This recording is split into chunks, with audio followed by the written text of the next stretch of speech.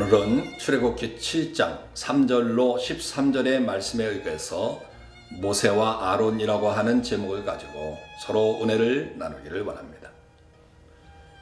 이스라엘 민족이 애굽에서 나올 무렵 그들의 수요는 무려 장정만 60만 명이 되었습니다. 그만큼 이스라엘 민족 안에 인적 자원이 많이 있었다고 하는 그런 말이죠. 그러면 그 많은 사람들 가운데 이스라엘 민족을 애굽에서 구원할 자로 뽑힌 사람이 누구입니까? 의아하게도 르의 후손인 아브라함의 아들 모세와 아론이었습니다. 모세의 족보를 살펴보면서 말씀드렸지만 르이는 세겜성 남자들을 모두 죽인 잔인한 사람이기 때문에 야곱의 눈밖에 난 자식이었습니다. 그래서 야곱이 아들들을 축복할 때도 르이에 대해서는 저주만을 이야기했습니다. 그들의 모임에 상관하지 말고 그들의 집회에 참여하지 말라고 할 정도였습니다. 그런데도 하나님은 르이의 증손자인 모세를 택하셔서 이스라엘 구원할 자로 부르셨습니다. 전적인 하나님의 은혜요 크신 사랑입니다. 하지만 이렇게 많은 사람들 가운데 하나님의 종으로 부름을 받았지만 그가 헤쳐나가야 할 길은 쉽지 않은 것이었습니다. 외적으로 드러나는 영광과는 달리 내적인 많은 고민으로 인해서 모세는 고통을 받아야 했습니다. 물론 이 고통은 모세의 대언자가 된 그의 형 아론 역시 마찬가지였습니다. 출애굽기를 묵상하면서 그들이 받은 영광과 그 이면에 있는 고통을 계속 살펴볼 수 있을 것입니다.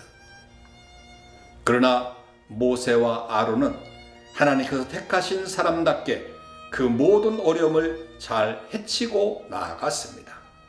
그들이 어떤 사람이었는지 본문을 통해서 잠시 살펴보도록 하겠습니다.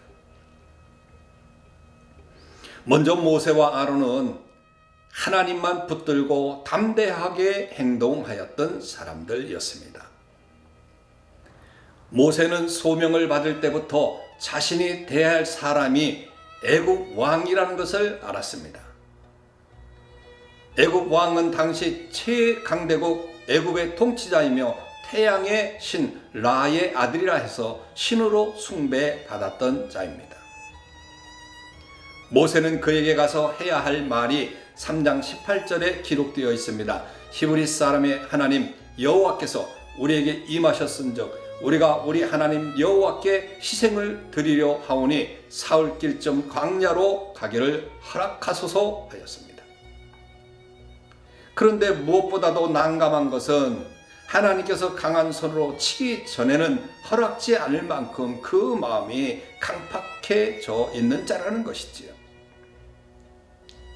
모세는 바로를 대면하자마자 그가 얼마나 강팍한 자인지 실감할 수 있었습니다. 하나님은 또 다시 바로 앞에 가야 하는 두 사람에게 다시 한 번의 바로의 강팍함에 대해서 말씀을 한 것이죠.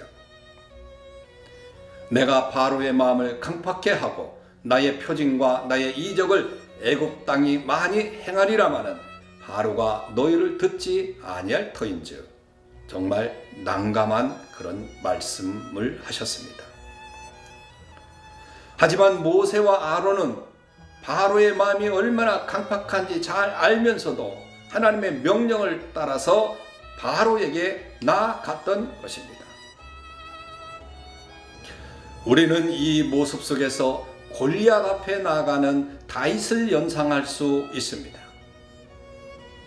바로의 권세 앞에 모세와 아론은 골리앗 앞에 막대를 들고 나온 다윗의 모습과 똑같았습니다. 또한 사자굴 앞에 서 있는 다니엘을 보는 것 같습니다.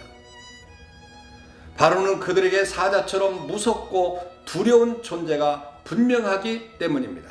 그러나 다윗이 골리앗을 두려워하지 아니하고 다니엘이 사자를 두려워하지 않았듯이 이들 두 사람 역시 바로를 두려워하지 않았습니다. 얼마나 담대한 자세입니까? 주의 몸된 교회에서 주의 일을 맡은 모든 사역자들이 취해야 할 자세가 바로 이것입니다.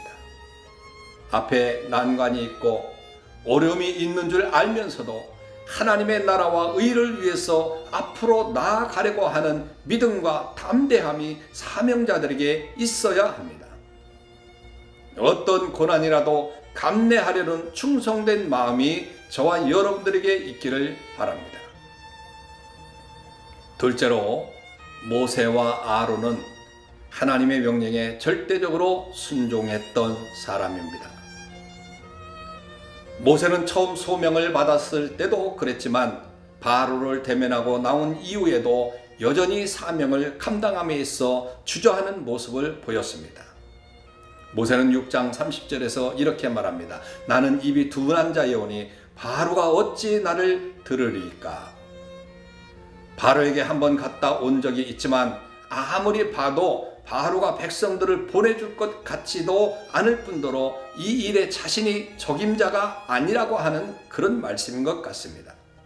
보다 더 젊고 용감하고 대범한 사람을 보내라고 하는 것이 어떻겠느냐라고 하는 그런 말인 거죠. 여러분, 우리가 아는 모세와 너무나 다른 모습입니다. 내쳐버릴 만큼 믿음 없는 수준입니다. 하지만 하나님은 또다시 모세를 용납하셨습니다.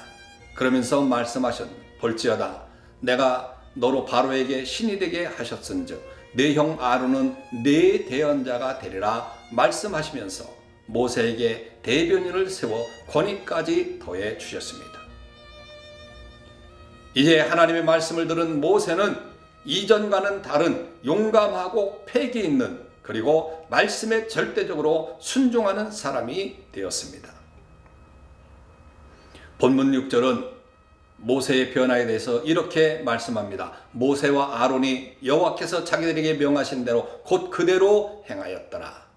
8절 이하에서 우리는 하나님만 믿고 바로 앞에서 아론에게 너의 지팡이를 던지라 말하는 모세와 그 말에 순종하여 지팡이를 던지는 아론을 보게 됩니다. 얼마나 용기 있는 행동입니까? 믿음이 아니면 절대적 순종이 아니면 할 수 없는 일입니다.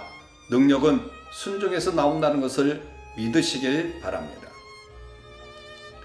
모세와 아론은 이 대적을 통해 하나님의 권세 앞에 바로가 감히 대항할 수 없다는 것을 증명할 수 있었습니다. 순종하는 종을 통해 하나님께서 영광을 받으시게 될 줄로 믿습니다. 여러분, 하나님을 믿음으로 담대하시길 바랍니다.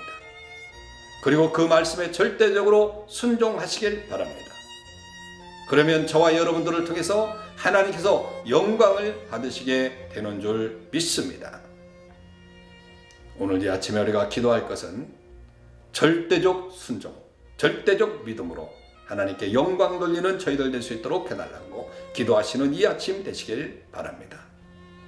샬롬.